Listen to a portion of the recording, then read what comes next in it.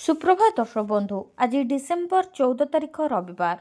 चलतु नजर पकाइबा आज देश विदेश प्रमुख खबर गुड़िक किंतु ता पूर्व जदि आपण मैंने आम वीडियो को लाइक करना आम वीडियो को लाइक करी कमेंट रे जय जगन्नाथ लिखंतु। टी20 विश्वकप्र आसला खेलसूची फेब्रुआरी 15 रे कोलंबो रे मुहांमुही हेबे भारत पाकिस्तान। आसंता फेब्रुआरी रे मुहांमुही हेबे दुई पारंपरिक प्रतिद्वंदी भारत और पाकिस्तान। 2026 टी20 विश्वकप पर आईसीसी संपूर्ण खेलसूची जारी करिछि, जेउंथिरे भारत और पाकिस्तान गोटे ग्रुप रे अछंती। फेब्रुआरी 15 तारिख रे भारत और पाकिस्तान मध्य खेलाजिबो टी20 मैच। फेब्रुआरी 7 तारिख रु मार्च 8 तारिख पर्यंत मासे धरी खेलाजिबो टी20 विश्वकप। तेबे क्रिकेटर एही महाकुंभरे 20टी देश भाग नेबे। मोट 55टी मैच खेलाजिबो। उभय भारत और श्रीलंका ए विश्वकप को मिलित भाव आयोजन करुछंती। भारत और पाकिस्तान महामुकाबला कोलंबोर प्रेमदास स्टेडियम रे अनुष्ठित हेबो। 20टी टीम को 4टी ग्रुप रे विभक्त करा जायछि। ग्रुप ए रे भारत सहित पाकिस्तान, अमेरिका, नेदरलैंड एवं नाम्बिया रहिछि। एही विश्वकप रे 2टी सेमीफाइनाल मैच हेबो। मार्च 4 तारिख रे कोलकाता रे प्रथम सेमीफाइनाल और मार्च 5 रे मुंबई रे द्वितीय सेमीफाइनाल एवं मार्च 8 रे अहमदाबाद रे फाइनाल मैच खेलाजिबो। गुरुत्वपूर्ण कथा होछि 2026 टी20 विश्वकप पई रोहित शर्मा को ब्रांड एम्बेसडर भाव में नियुक्त करा जायछि। 5 महाशक्ति को नहीं ट्रम्प तैयारी करिवे कोर 5। भारत अमेरिका सहित रहिबे एही सब देश। डोनाल्ड ट्रम्प तैयारी करुछंती C5 अर्थात कोर 5। वैश्विक स्तर रे यूरोपर G7 को टक्कर देवाकू ट्रम्प एही C5 तैयारी करुथबा जଣା पड़छि। एही C5 ग्रुप रे अमेरिका सहित अछंती रूस, चीन, भारत आउ जापान। विश्वर एही टॉप 5 देश को एकाठी करी ट्रम्प किछि बड़ योजना करुथबा जଣା पड़छि। तेबे एने विधिवत भाव में किछि भी कुहा जाय नथिबा बेले अमेरिकार एक रिपोर्ट एने खबर प्रकाश करछि। ए रिपोर्ट रे कुहा जायछि जे नूतन अमेरिकार जातीय सुरक्षा रणनीति रे अमेरिका, चीन, रूस, भारत एवं जापान को नहीं एक कोर 5 किंबा C5 सृष्टि करिवार प्रस्ताव दिया जायछि। एगुड़िक हेउछि 100 रु अधिक जनसंख्या विशिष्ट देश। ए देशगुड़िक नियमित भाव में G7 पर एक निर्दिष्ट विषय उपरे शिखर सम्मेलन रे साक्षात करिवे। तेबे प्रस्तावित C5 रो प्राथमिक एजेंडा हेबो मध्य प्राच्य रे सुरक्षा, विशेषकर इस्राएल एवं सऊदी अरब मध्य संपर्क स्वाभाविक करबा यार लक्ष्य रहइबो। सेमिंको पाई खंडयुद्ध, प्रशंसक क्षुब्ध, भंगारुजा, लाठीचार्ज। पड़िया पालटिला रणभूमि। फुटबॉल स्टार सेमिंको प्रशंसक उपरे पुलिस लाठीमाड़। कोलकाता सटल लेक स्टेडियम रे प्रशंसक असंभाल भिड़ देखा मिलता। सूचना अनुसार फुटबॉल आइकन सेमिंग को देखा प्रशंसक मध्य नाही नथिबा उत्कंठा और खुशी। राति अनिद्रा हुई कोलकाता सटल लेक स्टेडियम बाहर भिड़ जमाई हजार हजार प्रशंसक। तेबे गेट खोलिला और प्रशंसक मध्य स्टेडियम को आसिले। एक बंधुत्वपूर्ण मैच रो मजा मध्य उठाइले। सेतिकी बेले स्थिति अनायत होइथिला। धार्य समय कम समय पई पड़िया को फेरी जाइथिले सेमी। बास एठारु ही पड़िया पालटिथिला रणभूमि। प्रशंसक बोतल फिंगिबारु नेई भंगारुजा करथिले। स्थिति आयत्त करबा पई पुलिस को लाठीमाड़ करबाकू पड़थिला। तेबे घटना को नेई तदंत निर्देश दैछंती ममता बनर्जी। एते बड़ विभ्राट पई सेमीको प्रशंसक और क्रीड़ा प्रेमी क्षमा मागिले मुख्यमंत्री। पश्चिम बंगरे एसआईआर झड़, ममता बनर्जी आसन रु कटिला एतिकी भोटर नाम। पश्चिम बंगरे एसआईआर बा भोटर तालिका संशोधन प्रक्रिया को नहीं राजनीति जोर धरी। मुख्यमंत्री ममता बनर्जी निर्वाचन मंडली भवानीपुर से क्षेत्रगुड़िक मध्य अन्यतम, जेउठारु सर्वाधिक भोटर नाम तालिकारु बाद दिया जायछि। पश्चिमबंग विधानसभा विरोधी दल नेता शुभेन्दु अधिकारी नंदीग्राम निर्वाचन मंडली तुलन में भवानीपुर प्राय 4 गुण अधिक नाम कटा जायछि। तेबे निर्वाचन आयोग द्वारा जारी हो जाइथिबा तथ्यरु एही सूचना वर्तमान सामना को आसीछि। जनगणना फॉर्म दाखल करिवार समय सीमा शेष होबार गोटे दिन पर आयोग एही आंकड़ा जारी करिसेंति, जेउंथिरे राज्यव्यापी गुरुत्वपूर्ण परिवर्तन देखा मिली। अधिकारी माने कहचंती जे समग्र राज्य रे समान नियम अनुसार एही प्रक्रिया करा जायछि। तथ्यरु जना पड़िछि जे दक्षिण कोलकातार भवानीपुर निर्वाचन मंडली रे 2,06,295 ଭୋଟରଙ୍କ ମଧ୍ୟରୁ 44,787ଙ୍କ ନାମ ହଟାଯାଇଛି। ନନ୍ଦୀଗ୍ରାମରେ 2,78,112 ଜଣ ଭୋଟରଙ୍କ ମଧ୍ୟରୁ 10,599ଙ୍କ ନାମ କଟାଯାଇଛି। ଆୟୋଗ କହିଛନ୍ତି ଯେ ମୃତ୍ୟୁ, ସ୍ଥାନାନ୍ତର, ଠିକଣା ମିଳୁନଥିବା ଏବଂ ଦୋହରା ନାମ ଭଳି ମାନକ ବର୍ଗ ଅଧୀନରେ ଏହି ନାମଗୁଡ଼ିକ କଟାଯାଇଛି। ତେବେ ରାଜ୍ୟର 294ଟି ବିଧାନସଭା କ୍ଷେତ୍ର ମଧ୍ୟରୁ ଉତ୍ତର କୋଲକାତାର ଚୌରଙ୍ଗୀରେ ସର୍ବାଧିକ ନାମ ବାଦ୍ ଦିଆଯାଇଛି। ଏହାପରେ କୋଲକାତା, ପୋର୍ଟ ଏବଂ ଟାଲିଗଞ୍ଜର ସ୍ଥାନ ରହିଛି। ଭାରତ ଉପରେ ଟାରିଫକୁ ଆମେରିକା ସଂସଦରେ ବିରୋଧ, ସମ୍ପର୍କ ବିଗିଡୁଥିବା ନେଇ ସାଂସଦଙ୍କ ଦାବି। ଆମେରିକା ରାଷ୍ଟ୍ରପତି ଡୋନାଲ୍ଡ ଟ୍ରମ୍ପଙ୍କ କାର୍ଯ୍ୟକୁ ନେଇ ସାରା ବିଶ୍ୱ ଚକିତ ହେଉଛି। ଟ୍ରମ୍ପ କେତେବେଳେ କ'ଣ ନିଷ୍ପତ୍ତି ନେଉଛନ୍ତି ତାହାର କିଛି ଭରସା ନାହିଁ। ବିଶେଷକରି ଭାରତ ଉପରେ 50% ଟାରିଫ ଲଗାଇବାକୁ ନେଇ ଏବେ ସାରା ବିଶ୍ୱରେ ଚର୍ଚ୍ଚା ହେଉଛି। କେବଳ ସେତିକି ନୁହେଁ, ଭାରତୀୟ ଚାଉଳ ଉପରେ ବି ଟାରିଫ ଲଗାଇବାକୁ ସେ ଘୋଷଣା କରିସାରିଛନ୍ତି। ଏହାକୁ ଏବେ ଆମେରିକାର କିଛି ବିଶେଷଜ୍ଞ ମଧ୍ୟ ବିରୋଧ କରିବା ଆରମ୍ଭ କରିଦେଇଛନ୍ତି। ଏହା ଭିତରେ ଆମେରିକାର ହାଉସ୍ ଅଫ୍ ରିପ୍ରେଜେଣ୍ଟେଟିଭର 3 ଜଣ ସଦସ୍ୟ ଭାରତ ଉପରେ ଲଗାଯାଇଥିବା 50% ଟାରିଫକୁ ସମାପ୍ତ କରିବାକୁ ପ୍ରସ୍ତାବ ଉପସ୍ଥାପନ କରିଛନ୍ତି। ତାଙ୍କର ଦାବି ରହିଛି, ଏହି ଅତିରିକ୍ତ ଟାରିଫ କାରଣରୁ ଆମେରିକା ଏବଂ ଭାରତ ମଧ୍ୟରେ ସମ୍ପର୍କ ଖରାପ ହେବାରେ ଲାଗିଛି।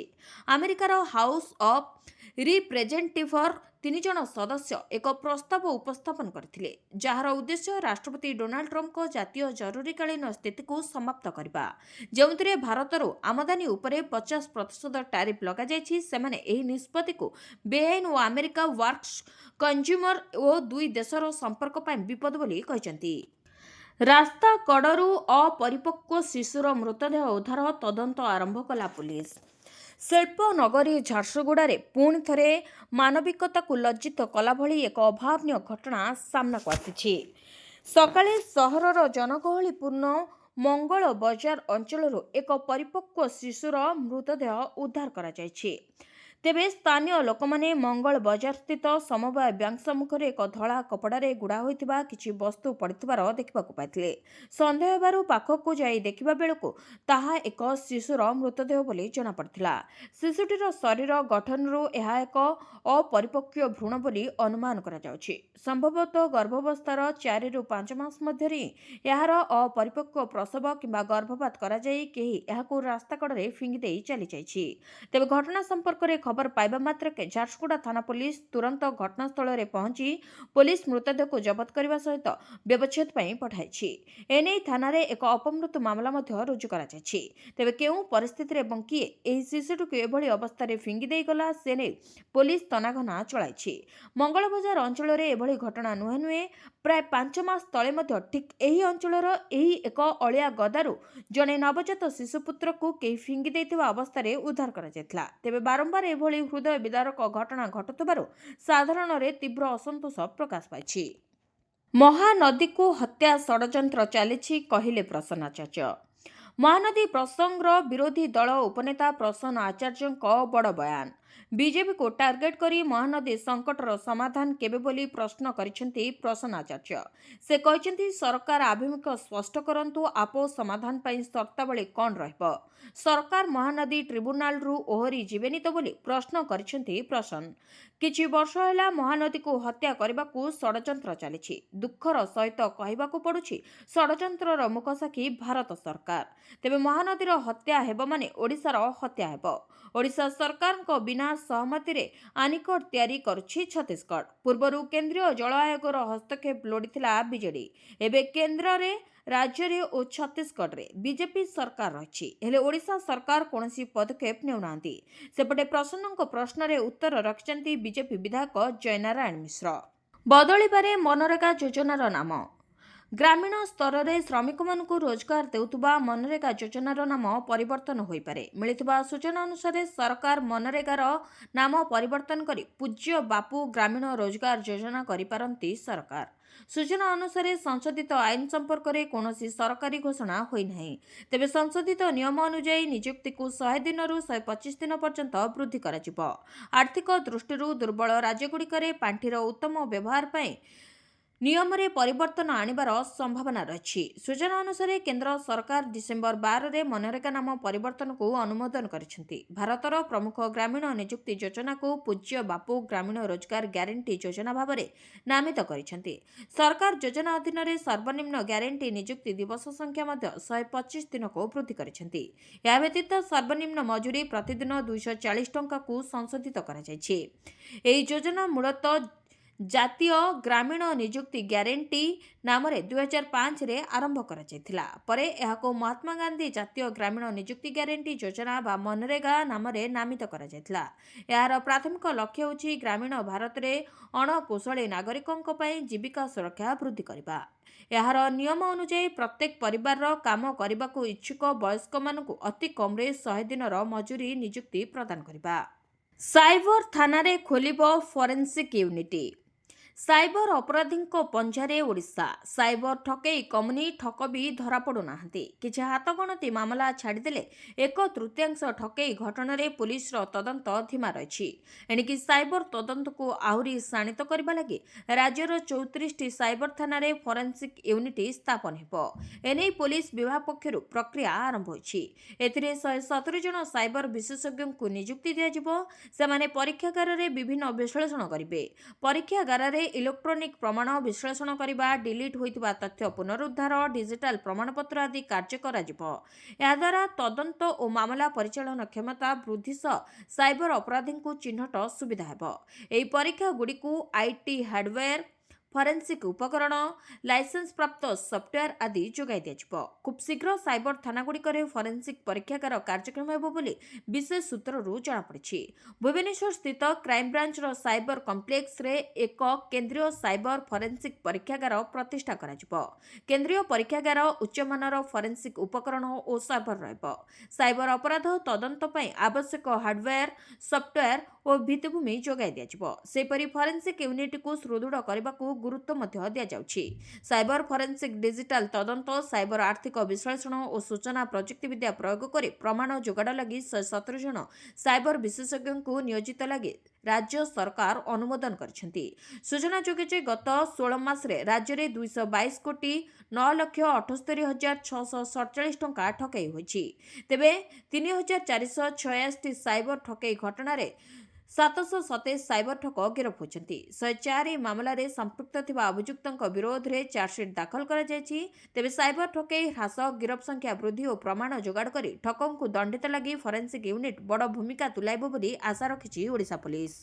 ଜନଗଣନାରେ ସୂଚନା ଦେବାକୁ ମନା କଲେ ହୋଇପାରେ ଜେଲ୍ ଓ ଜରିମାନା।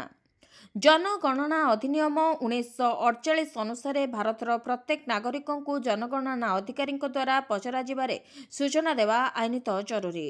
ଉଲ୍ଲେଖଯୋଗ୍ୟ ଯେ ଜାତୀୟ ଜନଗଣନାରେ ଅଂଶଗ୍ରହଣ କରିବା ବାଧ୍ୟତାମୂଳକ।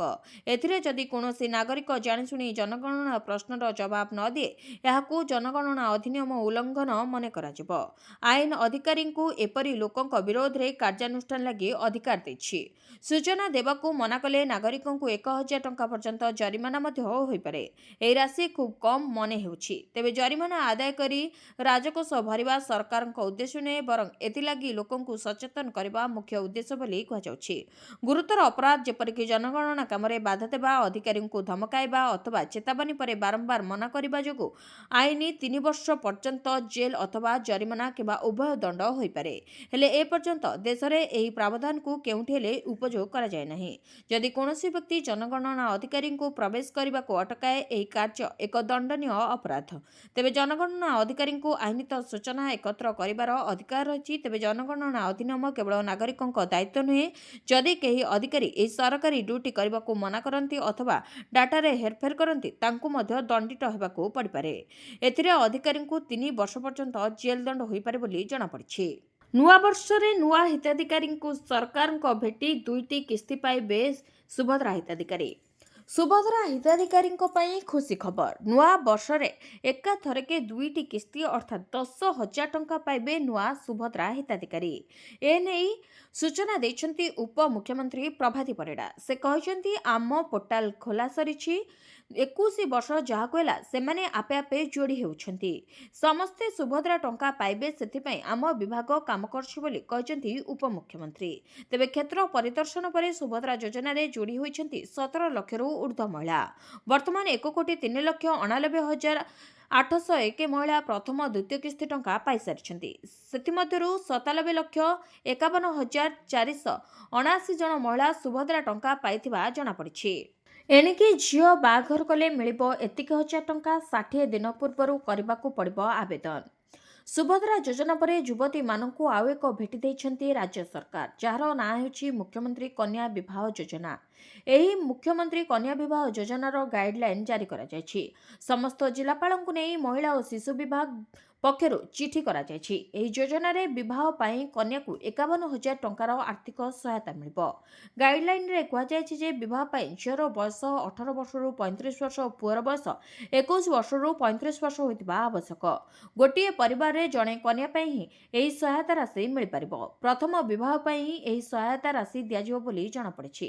ମାତ୍ର ବିଧବା ମହିଳାଙ୍କ କ୍ଷେତ୍ରରେ ଦ୍ୱିତୀୟ ବିବାହ ପାଇଁ ମଧ୍ୟ ସରକାର ବିଚାର କରି ଆର୍ଥିକ ସହାୟତା ପ୍ରଦାନ କରିବେ। ସେପରି ଦିବ୍ୟାଙ୍ଗ, ଏସ୍ସି, ଏସ୍ଟି, ଆର୍ଥିକ ଅନଗ୍ରସର ହିତାଧିକାରୀଙ୍କୁ ଏହି ଯୋଜନା ମିଳିବ। ଡିବିଟି ମାଧ୍ୟମରେ ସିଧା ବ୍ୟାଙ୍କ ଆକାଉଣ୍ଟକୁ ଯିବ 35,000 ଟଙ୍କା, ଯାହାକି ସରକାର ପଠାଇବେ। ସେହିପରି 10,000 ଟଙ୍କାର ବିବାହ ଉପହାର କନ୍ୟାକୁ ଦିଆଯିବ। ଏଥିରେ ବାହାଘରର ଶାଢ଼ୀ, ଟିକିଲି, ପାଉଁଜି, ଝୁଣ୍ଟିଆ ଆଦି ହସ୍ତତନ୍ତ୍ର, ବୟନ ଓ ହସ୍ତଶିଳ୍ପ ବିଭାଗ ଅଧୀନରେ ଉତ୍କଳିକାରୁ କିଣାଯାଇ ଉପହାର ଦିଆଯିବ। ବାହାଘର ଆୟୋଜନ ନେଇଥିବା ସ୍ୱେଚ୍ଛାସେବୀ ସଂସ୍ଥାକୁ ମିଳିବ 6,000 ଟଙ୍କା। ଏହି ସଂସ୍ଥାକୁ ପ୍ରଶାସନ ଚୟନ କରିବେ। ଉକ୍ତ ସଂସ୍ଥା ବିବାହସ୍ଥଳରେ ସାଜସଜ୍ଜା ଓ ଆସବାବ ସାମଗ୍ରୀ ବ୍ୟବସ୍ଥା କରିବେ। ଆୟୋଜନ ଦାୟିତ୍ୱ ନେଇଥିବା ସଂସ୍ଥା ଆବେଦନ ପତ୍ର ଓ ଏହା ସହ ଆବଶ୍ୟକ ପ୍ରମାଣପତ୍ର ସଂଗ୍ରହ କରିବେ। ସ୍ଥାନୀୟ ଅଙ୍ଗନବାଡି କର୍ମୀଙ୍କୁ ଭେଟି କ୍ଷେତ୍ର ସ୍ତରୀୟ ଯାଞ୍ଚ କରିବେ। ଆବେଦନ କାଗଜପତ୍ର ଯାଞ୍ଚ ପରେ ଏହାକୁ ଜିଲ୍ଲା ସ୍ତରୀୟ କମିଟିକୁ ପଠାଯିବ। ଜିଲ୍ଲା କମିଟିର ମୁଖ୍ୟ ରହିବେ ଜିଲ୍ଲାପାଳ। ଏହି ଯୋଜନାର ନିରୀକ୍ଷଣ ପାଇଁ ରାଜ୍ୟସ୍ତରୀୟ କମିଟି ମୁଖ୍ୟ ସଚିବଙ୍କ ଅଧ୍ୟକ୍ଷତାରେ କାମ କରିବେ। ତେବେ 2025-26 ଆର୍ଥିକ ବର୍ଷରୁ 2029-30 ପର୍ଯ୍ୟନ୍ତ ଏହି ଯୋଜନା ବଳବତ୍ତର ରହିବ। ଏଥିପାଇଁ 5 ବର୍ଷର ମୋଟ 59,30 ଲକ୍ଷ ଟଙ୍କା ରଖାଯାଇଛି। ଘରେ ଝିଅ ଥିଲେ ଆସିଲା ଖୁସି ଖବର, ଝିଅଙ୍କୁ ମିଳିବ 30 ଲକ୍ଷ ଟଙ୍କା। କେନ୍ଦ୍ର ସରକାରଙ୍କ ପକ୍ଷରୁ ଅନେକ ପ୍ରକାର ସେଭିଂ ଯୋଜନା କାର୍ଯ୍ୟକାରୀ ହେଉଛି, ଯାହାକି ସାଧାରଣ ଲୋକଙ୍କ ପାଇଁ ବେଶ୍ ଲାଭଦାୟୀ ସାବ୍ୟସ୍ତ ହେଉଛି। ସରକାରଙ୍କର ଏଭଳି ଏକ ଯୋଜନା ହେଉଛି ସୁକନ୍ୟା ସମୃଦ୍ଧି ଯୋଜନା, ଯାହା କନ୍ୟା ସନ୍ତାନଙ୍କ ସୁରକ୍ଷିତ ଭବିଷ୍ୟତକୁ ଦୃଷ୍ଟିରେ ରଖି ପ୍ରଣୟନ କରାଯାଇଛି। ବର୍ତ୍ତମାନ ଏହି ସ୍କିମ୍ରେ ସରକାରଙ୍କ ପକ୍ଷରୁ ମିଳୁଥିବା 8% ଲାଭାଂଶକୁ ବୃଦ୍ଧି କରାଯାଇଛି, ଯାହାକୁ ବୃଦ୍ଧି କରାଯାଇ 8.2% କରାଯାଇଛି। ଏହି ସ୍କିମ୍ରେ ଆପଣ 15 ବର୍ଷ ପର୍ଯ୍ୟନ୍ତ ଝିଅ ନାଁରେ ବ୍ୟାଙ୍କରେ ଏକ ଆକାଉଣ୍ଟ ଖୋଲି ଟଙ୍କା ଜମା କରିପାରିବେ। ବର୍ଷକୁ 250 ଟଙ୍କାରୁ ଆରମ୍ଭ କରି 1.5 ଲକ୍ଷ ଟଙ୍କା ପର୍ଯ୍ୟନ୍ତ ନିବେଶ କରିପାରିବେ। ଯଦି ଆପଣ ଏହି ସ୍କିମ୍ରେ ମାସିକ 5,500 ଟଙ୍କା 15 ବର୍ଷ ପାଇଁ ନିବେଶ କରନ୍ତି, ତେବେ 9,90,000 ଜମା କରି 21 ବର୍ଷ ପରେ ସିଧାସଳଖ 30 ଲକ୍ଷ ଟଙ୍କା ପାଇପାରିବେ। ତେଣୁ ତୁରନ୍ତ ଏହି ସୁଭଦ୍ରା ଯୋଜନାରେ ନିବେଶ କରନ୍ତୁ ଏବଂ ଏହି ଯୋଜନାର ଲାଭ ଉଠାନ୍ତୁ। ରାସନ କାର୍ଡ ଧାରୀଙ୍କ ପାଇଁ ଖୁସି ଖବର, ଏଣିକି ମାସକୁ ମିଳିବ 1,000 ଟଙ୍କା ଆଉ 5 କେଜି ଚାଉଳ। ଲୋକଙ୍କ ସୁବିଧା ପାଇଁ ସରକାର ବିଭିନ୍ନ ସମୟରେ ବିଭିନ୍ନ ପ୍ରକାର ଯୋଜନା କାର୍ଯ୍ୟକାରୀ କରୁଛନ୍ତି, ଯାହାଦ୍ୱାରା କୋଟି କୋଟି ଲୋକେ ଉପକୃତ ମଧ୍ୟ ହେଉଛନ୍ତି। ତେବେ ସରକାରଙ୍କର ସେହିଭଳି ଏକ ଯୋଜନା ଘୋଷଣା କରାଯାଇଛି, ଯାହା ଏକ ବଡ଼ ବର୍ଗର ଲୋକଙ୍କୁ ଲାଭ ଦେବ। ବିଶେଷ କରି ଏହି ଯୋଜନା ସେହି ପରିବାରଙ୍କ ପାଇଁ ସବୁଠାରୁ ଲାଭଦାୟକ ଯେଉଁମାନଙ୍କର ଆର୍ଥିକ ଅବସ୍ଥା ଭଲ ନାହିଁ। ଏହି ଯୋଜନା ଅଧୀନରେ ସେହି ପରିବାରଗୁଡ଼ିକୁ ଖାଦ୍ୟ ଶସ୍ୟ ସହିତ ଟଙ୍କା ମିଳିବ। ପ୍ରତି ମାସରେ 1,000 ଟଙ୍କା ମିଳିବ। ତେବେ ଏହି ଯୋଜନାର ଲାଭ ଉଠାଇବା ପାଇଁ ପ୍ରଥମେ ଆପଣ ଜଣେ ରାସନ କାର୍ଡ ଧାରକ ହୋଇଥିବା ବାଧ୍ୟତାମୂଳକ। ଏଥିସହିତ ଆପଣଙ୍କର ବାର୍ଷିକ ଆୟ 2 ଲକ୍ଷ ଟଙ୍କାରୁ କମ୍ ହେବା ଉଚିତ ଏବଂ ଆପଣଙ୍କର ରାସନ କାର୍ଡରେ KYC କରାଇଥିବା ବାଧ୍ୟତାମୂଳକ ଅଟେ। ଯଦି ଏହିସବୁ ନିୟମ ରହିଛି, ତାହେଲେ ଆପଣ ସରକାରଙ୍କ ତରଫରୁ 1,000 ଟଙ୍କା ସହିତ 5 କେଜି ଚାଉଳ ପାଇପାରିବେ। ଡିସେମ୍ବର 20ରେ ଆସିପାରେ ଆବାସ ପକ୍କା ଘର ପାଇଁ 1,20,000 ଟଙ୍କା। ଡିସେମ୍ବରରେ ମିଳିବାକୁ ଯାଉଛି ପିଏମ୍ ଆବାସର ପକ୍କା ଘର। ଘର ପାଇବେ ହିତାଧିକାରୀ। ଆରମ୍ଭ ହେବାକୁ ଯାଉଛି PS ଆବାସ ଯୋଜନାର ବଣ୍ଟନ ପ୍ରକ୍ରିୟା।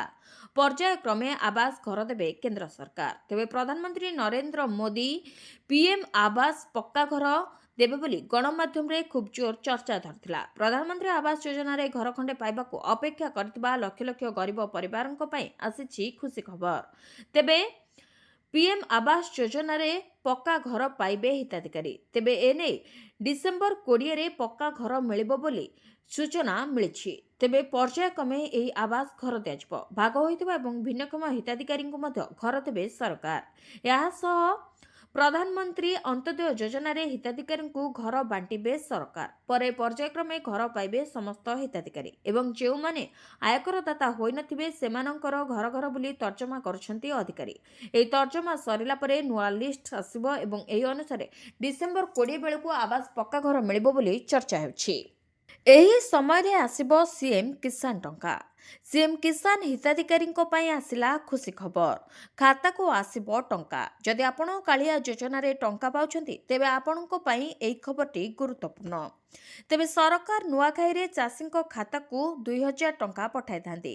ପିଏମ୍ କିଷାନ ଟଙ୍କା ପରେ ସିଏମ୍ କିଷାନ ଟଙ୍କା ପାଇଥାନ୍ତି ହିତାଧିକାରୀ, ଯାହାକୁ ନେଇ ଚାଷୀଙ୍କ ଖୁସି କହିଲେ ନ ସରେ। ତେବେ ପ୍ରତିବର୍ଷ ସରକାର ନୂଆଖାଇରେ ସିଏମ୍ କିଷାନ ଟଙ୍କା 2000 ଟଙ୍କା ପଠାଇଥାନ୍ତି। ଏବର୍ଷ ମଧ୍ୟ ଟଙ୍କା ସମସ୍ତ ଚାଷୀଙ୍କ ଆକାଉଣ୍ଟକୁ ପଠାସାରିଛି।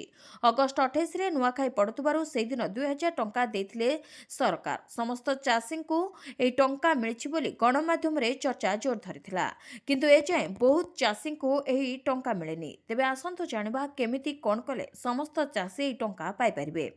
ତେଣୁ ଯଥାଶୀଘ୍ର ଚାଷୀ ପଞ୍ଜୀକରଣରେ ରେଜିଷ୍ଟର କରାଇ ଦିଅନ୍ତୁ, ଯାହାଫଳରେ ଇକେୱାଇସି କମ୍ପ୍ଲିଟ୍ କଲେ ଏବଂ ଉପଯୁକ୍ତ ପ୍ରମାଣପତ୍ର ଦାଖଲ କଲେ ଭେରିଫିକେସନ୍ କରାନ୍ତୁ। ତେବେ ପଇସା ତୁରନ୍ତ ଆପଣଙ୍କ ଖାତାକୁ ଆସିଯିବ। ତେବେ ଶେଷ ପଞ୍ଜୀକରଣ ତାରିଖ 31 ଡିସେମ୍ବର କରିଛନ୍ତି ରାଜ୍ୟ ସରକାର। ତେଣୁ ଏହି ସମୟସୀମା ମଧ୍ୟରେ ତୁରନ୍ତ ପଞ୍ଜୀକରଣ କରାଇ ସରକାରଙ୍କ ଯୋଜନାର ଲାଭ ଉଠାନ୍ତୁ ଏବଂ ଏହି ଯୋଜନାରେ ଆପଣଙ୍କୁ 2000 ଟଙ୍କା ଦେବେ ସରକାର। ବିନା ସୁଧରେ 20 ଲକ୍ଷ ଟଙ୍କା ପର୍ଯ୍ୟନ୍ତ ଲୋନ୍ ଦେବେ ସରକାର। ଯଦି ଆପଣ ଜଣେ ଉଦ୍ୟୋଗୀ କିନ୍ତୁ ଟଙ୍କା ଅଭାବରୁ ଆପଣଙ୍କର ବ୍ୟବସାୟକୁ ବୃଦ୍ଧି କରିପାରୁନାହାନ୍ତି ଏବଂ ଆପଣ ଋଣ ପାଇପାରୁନାହାନ୍ତି, ତାହେଲେ ଏହି ଖବରଟି ଆପଣମାନଙ୍କ ପାଇଁ। କାରଣ ଏବେ ପ୍ରଧାନମନ୍ତ୍ରୀ ମୁଦ୍ରା ଯୋଜନାରେ ଆପଣଙ୍କୁ ସାହାଯ୍ୟ ମିଳିବ। ସରକାର କରିବେ ସାହାଯ୍ୟ। ଏହା ଭାରତ ସରକାରଙ୍କର ଏକ ଯୋଜନା ଯାହା ମାଧ୍ୟମରେ ଛୋଟ ବ୍ୟବସାୟୀମାନଙ୍କୁ ଋଣ ଦିଆଯାଏ। ପିଏମ୍ ମୁଦ୍ରା ଯୋଜନା ହେଉଛି ଏକ ପ୍ରକାରର ଏନ୍ବିଏଫ୍ସି ବା ଅଣ ବ୍ୟାଙ୍କିଂ ଆର୍ଥିକ କମ୍ପାନୀ ଯୋଜନା। ଏହା ବ୍ୟାଙ୍କ, ଏମ୍ଏଫ୍ଆଇ, କ୍ଷୁଦ୍ର ଆର୍ଥିକ ବ୍ୟାଙ୍କ ଏବଂ ଅନ୍ୟାନ୍ୟ ଏନ୍ବିଏଫ୍ସି ଗୁଡ଼ିକୁ ପାଣ୍ଠି ପ୍ରଦାନ କରେ, ଯେଉଁମାନେ ଛୋଟ ବ୍ୟବସାୟୀଙ୍କୁ ଋଣ ପ୍ରଦାନ କରନ୍ତି। ଏହି ଉପାୟରେ ଯେଉଁ କ୍ଷୁଦ୍ର ଉଦ୍ୟୋଗୀମାନଙ୍କୁ ଟଙ୍କାର ଆବଶ୍ୟକତା ଅଛି ସେମାନେ ଋଣ ପାଇପାରିବେ। ତେବେ ଏହି ଯୋଜନାର ବିଶେଷ କଥା ହେଉଛି ଆପଣଙ୍କୁ କୌଣସି ଗ୍ୟାରେଣ୍ଟି କିମ୍ବା ସୁରକ୍ଷା ଦେବାକୁ ପଡ଼ିବ ନାହିଁ। ପ୍ରଧାନମନ୍ତ୍ରୀ ମୁଦ୍ରା ଯୋଜନା 4ଟି ଭାଗରେ ଋଣ ପ୍ରଦାନ କରେ। ପ୍ରଥମେ ହେଉଛି ଶିଶୁ ମୁଦ୍ରା ଲୋନ୍, ଯେଉଁଥିରେ ଆପଣ 50,000 ଟଙ୍କା ପର୍ଯ୍ୟନ୍ତ ଋଣ ପାଇପାରିବେ। ସେହିପରି କିଶୋର ମୁଦ୍ରା ଲୋନ୍ରେ ଆପଣ 50,000ରୁ 5 ଲକ୍ଷ ଟଙ୍କା ପର୍ଯ୍ୟନ୍ତ ଏବଂ ତରୁଣ ମୁଦ୍ରା ଲୋନ୍ରେ ଆପଣ 5 ଲକ୍ଷରୁ 10 ଲକ୍ଷ ଟଙ୍କା ପର୍ଯ୍ୟନ୍ତ ଲୋନ୍ ପାଇପାରିବେ। ସେହିପରି ତରୁଣ ପ୍ଲସ୍ ମୁଦ୍ରା ଲୋନ୍ରେ ଆପଣ 10 ଲକ୍ଷରୁ 20 ଲକ୍ଷ ଟଙ୍କା ପର୍ଯ୍ୟନ୍ତ ଲୋନ୍ ପାଇପାରିବେ। ଏହି ଲୋନ୍ ଛୋଟ ଦୋକାନୀ, ଗୃହ ବ୍ୟବସାୟ, ମହିଳା ଚାଷୀ, ପଶୁପାଳନ ଚାଷୀ, ଛୋଟ କାରିଗର, ଷ୍ଟାର୍ଟଅପ୍, ଏମ୍ଏସ୍ଏମ୍ଇ ୟୁନିଟ୍, ରାସ୍ତା ବିକ୍ରେତା, ଖୁଚୁରା ବ୍ୟବସାୟୀ, କ୍ଷୁଦ୍ର ନିର୍ମାତା, ସହଭାଗିତା ଫାର୍ମ ଏବଂ ଏଲ୍ଏଲ୍ପି ମାନଙ୍କୁ ଦିଆଯାଇଥାଏ। ଓଡ଼ିଶାର 11ଟି ବିଶ୍ୱବିଦ୍ୟାଳୟକୁ ମାଗଣା ଡିଜାଇନ୍ ଟୁଲ୍ ଯୋଗାଇ ଦେଉଛି କେନ୍ଦ୍ର, କହିଲେ ବୈଷ୍ଣବ। ଓଡ଼ିଶାରେ ଇଲେକ୍ଟ୍ରୋନିକ୍ସ, ଆଇଟି, ସେମିକଣ୍ଡକ୍ଟର, ଡିଜିଟାଲ ଭିତ୍ତିଭୂମି କ୍ଷେତ୍ରର ବିକାଶ ପାଇଁ କେନ୍ଦ୍ର ସରକାର ଏକାଧିକ ପଦକ୍ଷେପ ଗ୍ରହଣ କରିଥିବା କେନ୍ଦ୍ର ଇଲେକ୍ଟ୍ରୋନିକ୍ସ ଓ ଆଇଟି ମନ୍ତ୍ରୀ ଅଶ୍ୱିନୀ ବୈଷ୍ଣବ କହିଛନ୍ତି। ରାଜ୍ୟସଭାରେ ପଚରାଯାଇଥିବା ପ୍ରଶ୍ନର ଉତ୍ତରରେ କେନ୍ଦ୍ରମନ୍ତ୍ରୀ କହିଛନ୍ତି, ଓଡ଼ିଶାରେ 4009 କୋଟି ଟଙ୍କାରୁ ଅଧିକ ବ୍ୟୟରେ 2ଟି ସେମି କଣ୍ଡକ୍ଟର ନିର୍ମାଣ ୟୁନିଟ୍ ଖୋଲିବାକୁ ମଞ୍ଜୁରୀ ମିଳିଛି। ଏହି କାରଖାନାରୁ ଉତ୍ପାଦିତ ଚିପ୍ଗୁଡ଼ିକ ଅଟୋମୋବାଇଲ୍, ଏରୋସ୍ପେସ୍, ପ୍ରତିରକ୍ଷା, ୱେୟାରଲେସ୍ ଉପକରଣ, ବୈଦ୍ୟୁତିକ ବାହନ, ଡାଟା ସେଣ୍ଟର, ଇଲେକ୍ଟ୍ରୋନିକ୍ସ ଉପକରଣ ଆଦିରେ ବ୍ୟବହୃତ ହେବ। ଏହାଛଡ଼ା ଚିପ୍ ଟୁ ଷ୍ଟାର୍ଟଅପ୍ କାର୍ଯ୍ୟକ୍ରମ ଅଧୀନରେ କେନ୍ଦ୍ର ସରକାର ଓଡ଼ିଶାର 11ଟି ବିଶ୍ୱବିଦ୍ୟାଳୟକୁ ମାଗଣା ଡିଜାଇନ୍ ଟୁଲ୍ ଯୋଗାଇ ଦେଇଛନ୍ତି। ଶ୍ରୀ ବୈଷ୍ଣବଙ୍କ ସୂଚନା ଅନୁଯାୟୀ ଭୁବନେଶ୍ୱରରେ ଏକ ନୂଆ ଇଲେକ୍ଟ୍ରୋନିକ୍ସ ଉତ୍ପାଦନ କ୍ଲଷ୍ଟର ପ୍ରତିଷ୍ଠାକୁ କେନ୍ଦ୍ର ସରକାର ମଞ୍ଜୁରୀ କରିଛନ୍ତି। 200 କୋଟି ଟଙ୍କା ବ୍ୟୟରେ ନିର୍ମାଣାଧୀନ ଏହି କ୍ଲଷ୍ଟର 1530 କୋଟି ଟଙ୍କାର ପୁଞ୍ଜିନିବେଶ ଆକୃଷ୍ଟ କରିବ।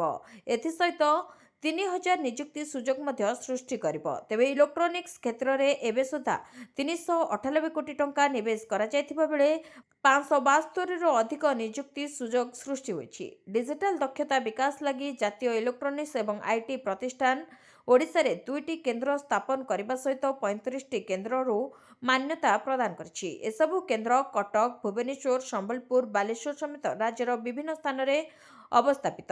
ତେବେ ବର୍ତ୍ତମାନ ସୁଦ୍ଧା ଏହି କେନ୍ଦ୍ରଗୁଡ଼ିକ ଜରିଆରେ ପ୍ରାୟ 25,000 ପ୍ରାର୍ଥୀ ତାଲିମ ନେଉଛନ୍ତି। ବଢ଼ିଲା ବିଧାୟକଙ୍କ ଦରମା, ନବୀନ କହିଲେ ବର୍ଦ୍ଧିତ ଦରମା ନେବି ନାହିଁ। ପୂର୍ବତନ ମୁଖ୍ୟମନ୍ତ୍ରୀ ନବୀନ ପଟ୍ଟନାୟକ ପୁଣି ଥରେ ମହାନତା ଦେଖାଇଛନ୍ତି। ରାଜ୍ୟରେ ଥିବା ଗରିବଙ୍କ କଥା ଚିନ୍ତା କରିଛନ୍ତି। ଗରିବମାନଙ୍କୁ କିଛି ଆର୍ଥିକ ସହାୟତା ମିଳିଲେ ସେ ଖୁସି ହେବେ ବୋଲି ଚିନ୍ତା କରିଛନ୍ତି। ତେଣୁ ସେ ବର୍ଦ୍ଧିତ ଦରମା ନ ନେବାକୁ ନିଷ୍ପତ୍ତି ନେଇଛନ୍ତି। ତେବେ ବିଜୁ ଜନତା ଦଳ ବା ବିଜେଡି ସଭାପତି ବର୍ଦ୍ଧିତ ଦରମା ନେଇ ମୁଖ୍ୟମନ୍ତ୍ରୀ ମୋହନ ଚରଣ ମାଝୀଙ୍କୁ ଚିଠି ଲେଖିଛନ୍ତି। ଏଥିରେ ସେ ଉଲ୍ଲେଖ କରିଛନ୍ତି ଯେ ବର୍ଦ୍ଧିତ ଦରମା ଗରିବଙ୍କ ସେବାରେ ବିନିଯୋଗ କରାଯାଉ। ସୂଚନାଯୋଗ୍ୟ, ବିଧାୟକଙ୍କର ବହୁ ଦିନର ଦାବି ନିକଟରେ ଶେଷ ହୋଇଥିବା ଶୀତକାଳୀନ ଅଧିବେଶନରେ ପୂରଣ ହୋଇଛି। ତେବେ ସେମାନଙ୍କ ଦରମା ଓ ଭତ୍ତା ବୃଦ୍ଧି କରାଯାଇଛି। ଏକାଥରକେ 2.5 ଗୁଣରୁ ଅଧିକ ବଢ଼ିଛି। ତେବେ ପୂର୍ବତନ ବିଧାୟକଙ୍କ ପେନ୍ସନରେ ବି ବୃଦ୍ଧି କରାଯାଇଛି। ଏ ସଂକ୍ରାନ୍ତୀୟ 3ଟି ପୃଥକ ବିଲ୍ ବିଧାନସଭାରେ ପାରିତ ହୋଇଛି। 2024 ଜୁନ୍ ମାସରୁ ଏହି ବର୍ଦ୍ଧିତ ଦରମା ଲାଗୁ ହେବ।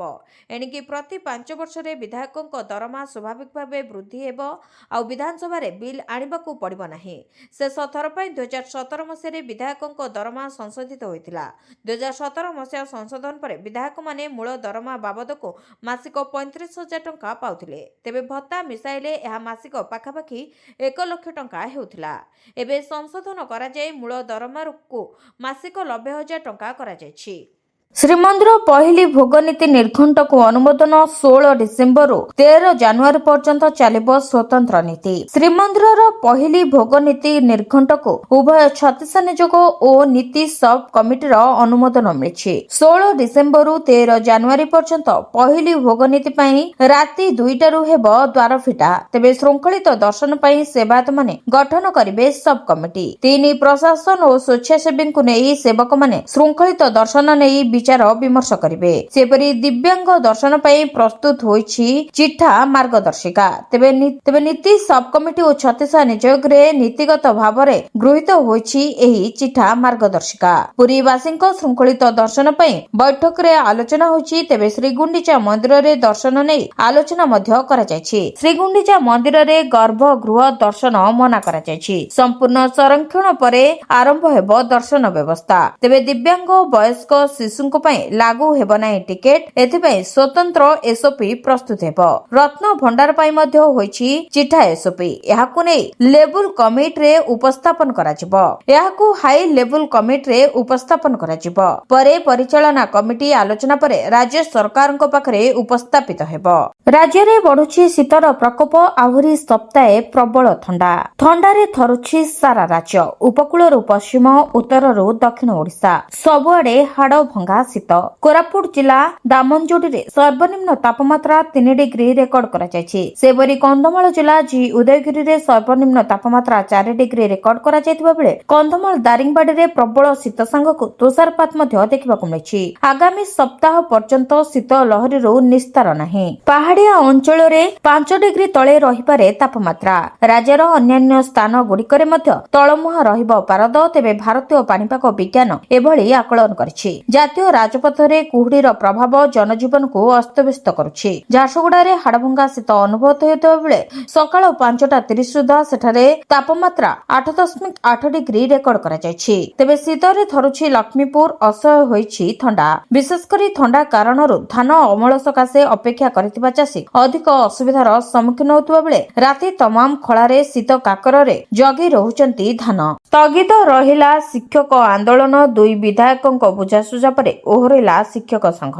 ଶିକ୍ଷକ ଆନ୍ଦୋଳନ ସ୍ଥଗିତ। 15 ଦିନ ଭିତରେ ଦାବି ନେଇ ବିଚାର ଓ ନିଷ୍କର୍ଷର ପ୍ରତିଶ୍ରୁତି ପରେ ଏହି ନିଷ୍ପତ୍ତି ନେଇଛନ୍ତି ଆନ୍ଦୋଳନକାରୀ। ବିଜେପିର 2 ବିଧାୟକ ବୁଝାସୁଝା କରିବା ପରେ ଆନ୍ଦୋଳନ ସ୍ଥଗିତ ରଖିଲା ସଂଘ। 3 ଦିନ ଧରି ଅହରାତ୍ର ଆନ୍ଦୋଳନରେ ବସିଥିଲା ସଂଘ। 5 ଦଫା ଦାବି ନେଇ ଲୋୟର ପିଏମଜିରେ ଆନ୍ଦୋଳନରେ ବସିଥିଲା ଓଡ଼ିଶା ସ୍କୁଲ କଲେଜ ଶିକ୍ଷକ କର୍ମଚାରୀ ସମନ୍ୱୟ ସମିତି। ତେବେ ପାଲହଡା ବିଧାୟକ ଅଶୋକ ମହାନ୍ତି ଏବଂ ଏକାମ୍ର ବିଧାୟକ ବାବୁ ସିଂ ଆନ୍ଦୋଳନ ସ୍ଥଳ ସ୍ଥଳକୁ ଆସି ଆନ୍ଦୋଳନରତ ଶିକ୍ଷକଙ୍କ ଦାବି ନେଇ ସରକାର ଅବଗତ ଅଛନ୍ତି ଏବଂ ଏନେଇ ଏକ କମିଟି ଗଠନ ହୋଇଛି। ତେବେ 15 ଦିନ ମଧ୍ୟରେ ସମସ୍ତ ଦାବି ସମ୍ପର୍କରେ ତର୍ଜମା କରି ଏକ ନିଷ୍କର୍ଷ ବାହାରିବ। ଏନେଇ ପ୍ରତିଶ୍ରୁତି ଦେବା ପରେ ଆନ୍ଦୋଳନ ସ୍ଥଗିତ ରହିଥିଲା। ଭାରତକୁ ଆସିବେ ଲୁଥ୍ରା ବ୍ରଦର୍ସ, ଥାଇଲାଣ୍ଡରୁ ପ୍ରତ୍ୟର୍ପଣ ପ୍ରକ୍ରିୟା ଆରମ୍ଭ। ଗୋଆ ନାଇଟ୍ କ୍ଲବ ଅଗ୍ନିକାଣ୍ଡ ପରେ ଫେରାର ଥିବା ମାଲିକ ସୌରଭ ଓ ଗୌରବ ଲୁଥ୍ରା ଉଭୟ ଭାଇଙ୍କୁ ଭାରତ ଅଣାଯାଉଛି। ଥାଇଲାଣ୍ଡରେ ଗିରଫ ପରେ ଉଭୟଙ୍କୁ ବ୍ୟାଙ୍କକ୍ ନିଆଯାଇଛି। ବର୍ତ୍ତମାନ ଫୁଟେଜ ଇମିଗ୍ରେସନ ସେଣ୍ଟରରେ ସେମାନଙ୍କୁ ରଖାଯାଇଥିବା ସୂଚନା ରହିଛି। ତେବେ ସେଠୁ ଦିଲ୍ଲୀ ଅଣାଯିବ। ଅଗ୍ନିକାଣ୍ଡ ପରେ ଦୁଇ ଭାଇ ଫେରାର ହୋଇଥିଲେ। ବିଦେଶ ମନ୍ତ୍ରଣାଳୟ ଓ ସିବିଆଇ କୁ ଅପିଲ କରି ମାଲିକଙ୍କ ବିରୋଧରେ ରେଡ୍ କର୍ଣ୍ଣର ନୋଟିସ ପାଇଁ ଅପିଲ କରିଥିଲା ଗୋଆ ପୋଲିସ। ସେପଟେ ଜୀବନ ପ୍ରତି ବିପଦ ଥିବା ଦର୍ଶାଇ ଲୁଥ୍ରା ବ୍ରଦର୍ସ କରିଥିବା ଜାମିନ ଆବେଦନ ଖାରଜ କରିପାରେ ଏମାନଙ୍କୁ ଗିରଫ କରାଯାଇଛି। ତେବେ ଗୋଆ ନାଇଟ୍ କ୍ଲବରେ ଭୟଙ୍କର ଅଗ୍ନିକାଣ୍ଡ ପରଠୁ ଉଭୟ ଭାଇ ଫେରାର ଥିଲେ। ତେବେ ତଦନ୍ତ ପ୍ରକ୍ରିୟା ଭିତରେ ଅନ୍ୟ କିଛି ଗୁରୁତ୍ୱପୂର୍ଣ୍ଣ ତଥ୍ୟ ସାମ୍ନାକୁ ମଧ୍ୟ ଆସିଯାଇଛି। ଦେଶ ବିଦେଶରେ ନକଲି କମ୍ପାନୀ ଚଲାଉଥିଲେ ଏହି ଲୁଥ୍ରା ବ୍ରଦର୍ସ। ମୋଟ 46ଟି ନକଲି କମ୍ପାନୀ ଠାବ ହୋଇଛି। ତେବେ କିଛି କମ୍ପାନୀରେ ମାଲିକାନା ଥିବାବେଳେ କିଛି କମ୍ପାନୀରେ ପାର୍ଟନର ଅଛନ୍ତି ସୌରଭ ଓ ଗୌରବ ଲୁଥ୍ରା।